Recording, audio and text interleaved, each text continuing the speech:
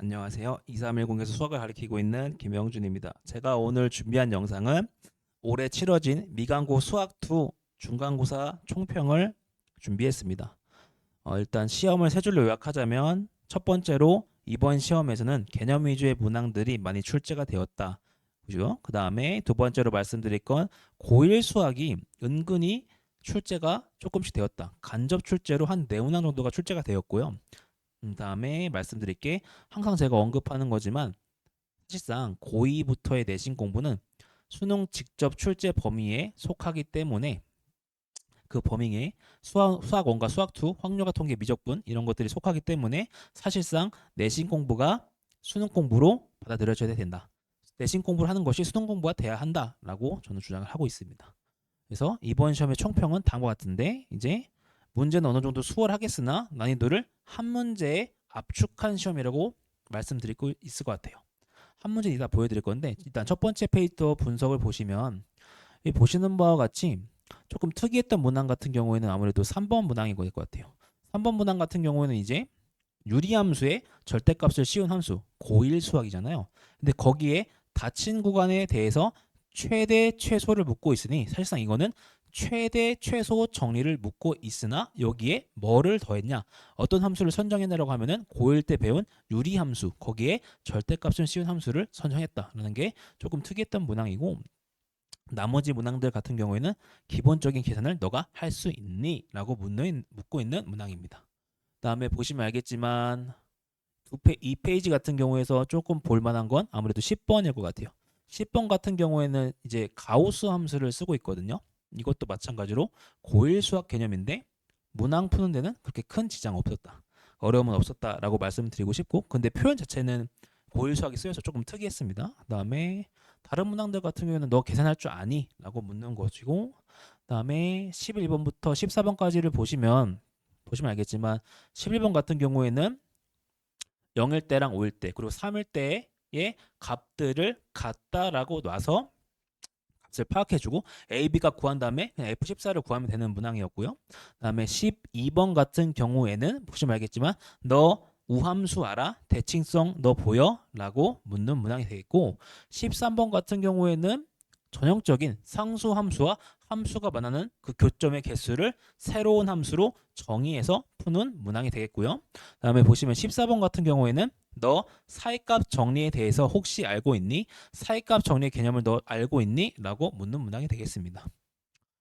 다음에 아무래도 이게 보시면 알겠지만 15번 같은 경우에도 그냥 너 미분계수의 정의를 쓸 줄 알아? 라고 묻는 문항이고, 16번 같은 경우에는 한 번 더 고1 수학 표현이 쓰였어요. 제가 아까도 세 줄 요약 때 말씀을 드렸지만 고1 수학 개념이 계속해서 등장을 하고 있습니다. 그래서 너 나머지 정리 쓸 줄 알아? 라고 묻는 문항인데 거기에 뭘 첨가했냐면 미분을 첨가했다. 미분해봐라 라는 겁니다. 그래서 큰 어려움은 없었을 것으로 생각하고요. 그다음에 아무래도 이번 시험에서 문제가 됐지 않았나, 시간을 잡아먹거나 조금 어려웠지 않았나 하는 문항들은 17번과 18번이 되겠습니다. 17번 같은 경우에는 사실상 이거 평가원 기출 복붙한 거예요. 평가원 기출 그대로 냈고요. 아무래도 요거 같은 경우에는 아마 몰랐더라면 시간을 잡아먹지 않았을까라고 저는 판단이 되고요. 그 다음에 요 18번 문항에 사실상 이번 시험의 모든 난이도가 응축되지 않았나, 압축되지 않았나 저는 생각합니다.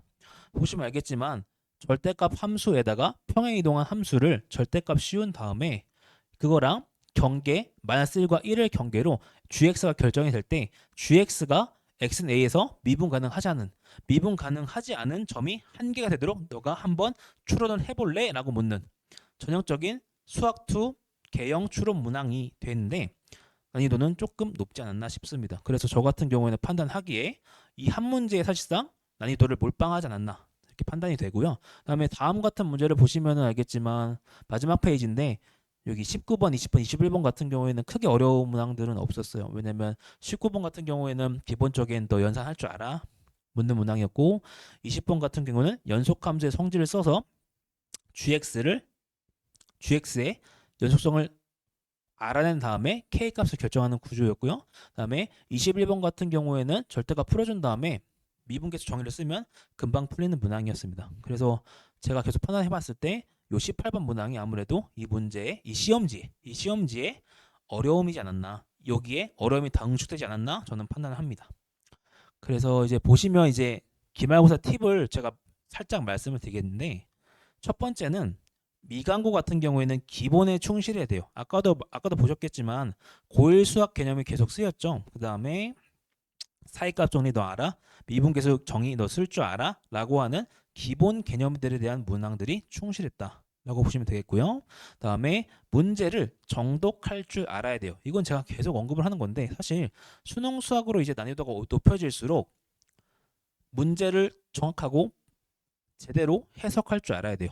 문항을 봤을 때 어떤 개념을 묻고 있고, 아 이거 이렇게 푸는 거네 라고 하는 게 조금 머릿속에 생각이 나던가, 아니면 이렇게 풀면 되지 않을까라는 추론이 머릿속으로 돼야 해요. 그래서 이것이 되려면 문제를 정확하게 읽을 줄 알아야 한다라는 것이겠고, 그 다음에 아무래도 시간 관리를 해야겠죠. 시험이다 보니까 제한된 시간 내에서 문항을 풀어내는 것이다 보니까 시간 관리는 이제 피할 수가 없다. 50분 시간 내에서 문항을 풀어내려면 어떤 문제는 내가 풀 수 있고 어떤 문제는 내가 풀 수 없다는 걸 구별한 뒤에 점수를 최대한 확보하는 전략을 취해야 된다라고 말씀드리고 싶습니다. 그다음에 저희 2310에서 저희가 제공하는, 그러니까 제가 제공하는 것들 보시면 이제 시간 관리를 제가 언급했잖아요. 시간 관리를 해내기 위해서 실전 모의 10세트를 진행합니다.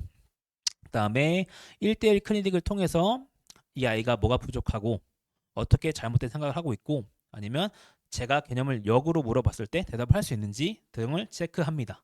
세 번째로 이제 보시면 알겠지만 양질의 주간 과제물을 제공해요. 보통 이제 한 주에 한 중철본에 한 20문제 정도가 들어있는데, 저 같은 경우는 한 3개에서 4개 정도를 제공합니다. 그래서 못해도 60문제에서 80문항 정도를 풀 수 있게끔, 아이가 꾸준히 감을 잡을 수 있게끔 양질의 문제를 제공하는 형식으로 저희 학원에서는 운영하고 있습니다. 네, 저희 설명은 여기까지 마치겠고요. 언제나 수학은 저희 2310 학원에서 언제나 환영합니다. 네, 지금까지 김영준이었습니다. 감사합니다.